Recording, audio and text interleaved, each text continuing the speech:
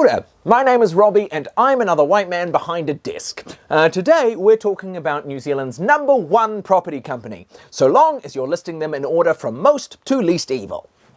You might remember Quinovic from their ads bragging that tenants hate them and landlords love them. Or maybe their other ad, which implied that if you don't threaten your tenants with physical violence, you're basically a girl, which we all know is a terrible thing to be. Or maybe you've just heard their brand new slogan, "We're bad people, truly just terrible, our company is evil, and we shouldn't exist." We applaud their honesty. Now, if it seems like nobody in existence has anything good to say about Quinovic, you might be right. Quinovic did get positive reviews on Facebook a couple of years ago, but it turns out they were written by people that weren't real. So it turns out you can love Quinovic or you can be a real human being, but you can't do both, unfortunately. Now, as previously mentioned, Quinovic is second to none in being evil, and they've created some absolutely stellar headlines over the years. Now, some of my personal favourites involve refusing to give a man his bond back because he had died in his bed, and they had to replace the mattress, and telling a woman she'd have to leave her home sooner rather than later, 5 weeks before her baby was due, because the baby would put her over the maximum occupancy limit. Quinovic does the kind of stuff that Charles Dickens would write into a novel and then he would cross it out because it genuinely seems too over the top.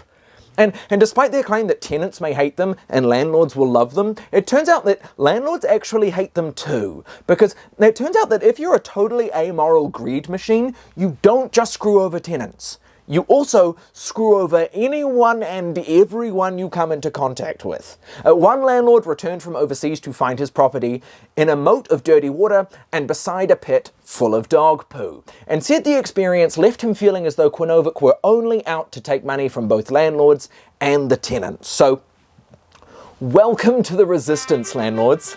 Haere mai. Please don't look at the list of people we want to guillotine. You won't like it. And even the people who work at Quinovic hate Quinovic. To quote a staff article from 2018, a former Quinovic employee who wanted to remain anonymous said staff were trained to treat tenants like garbage, and in their view, the company had no morals. So the question is, if everyone agrees that they're bad, why the hell do they still exist? Well, to understand that, we've got to take a look at the systems we currently have in place to protect tenants. First things first, I'm the realist, and so is the Tenancy Tribunal. The Tenancy Tribunal is where disputes end up when tenants and landlords or property managers disagree. And as you might expect, Quinovic has been to the Tenancy Tribunal quite a lot. They've been charged exemplary damages for their failure to maintain smoke alarms. They've been caught out for not giving tenants bond for months and then claiming it was an administrative error. And they've lost a case for allowing a tenant to live without natural light for 7 months, like a mushroom, and then, presumably out of spite, the construction that blocked the light was then replaced with a floor-to-ceiling window without a curtain. Which really feels like the petty sarcastic action of a schoolyard bully. Oh, you want natural light, do you? Here's your goddamn natural light, you piece of But Quinovic has also won cases at the Tenancy Tribunal, including the time they charged that dead guy for dying.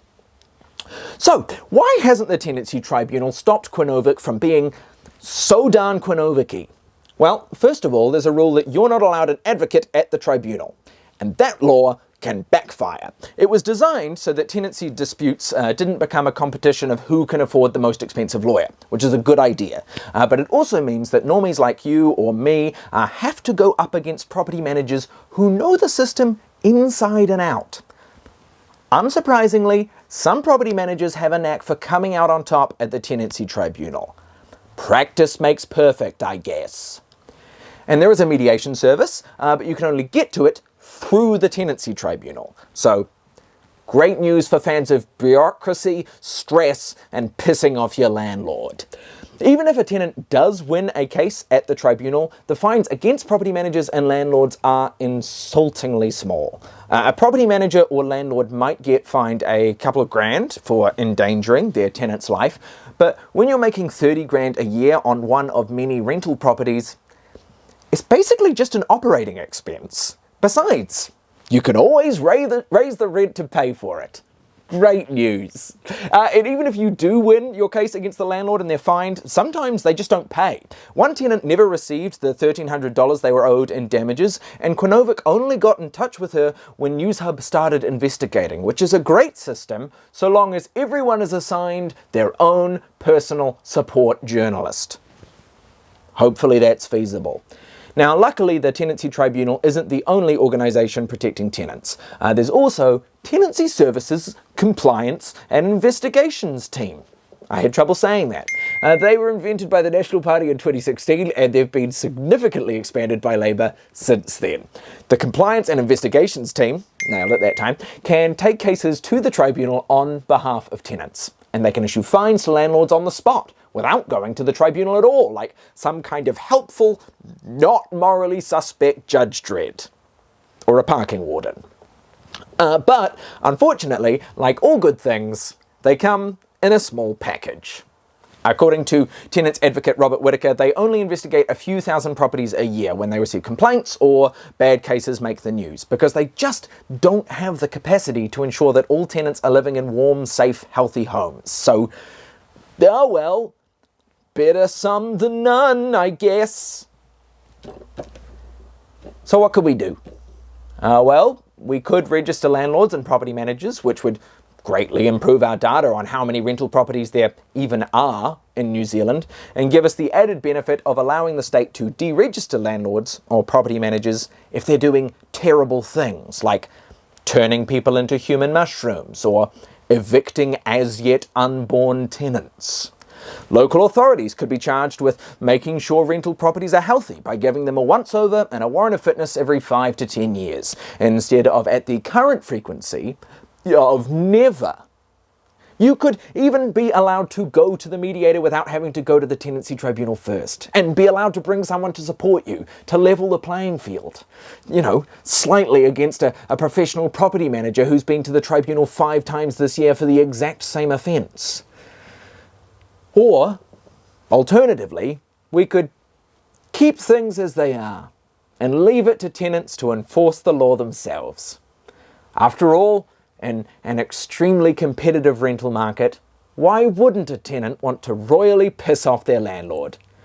What's the worst that could happen?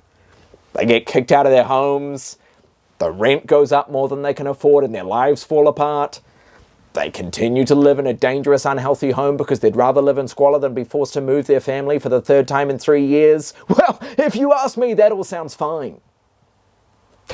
The government can keep improving tenancy laws all they want, but it doesn't matter if we don't have an effective system to enforce the laws we have. In the meantime, my flat doesn't have a smoke alarm, which is absolutely illegal. But like all tenants, I don't want to kick up a fuss. So, if you'll excuse me, I'm going to go cook dinner very, very carefully. Wish me luck, and hopefully I'll see you in a month.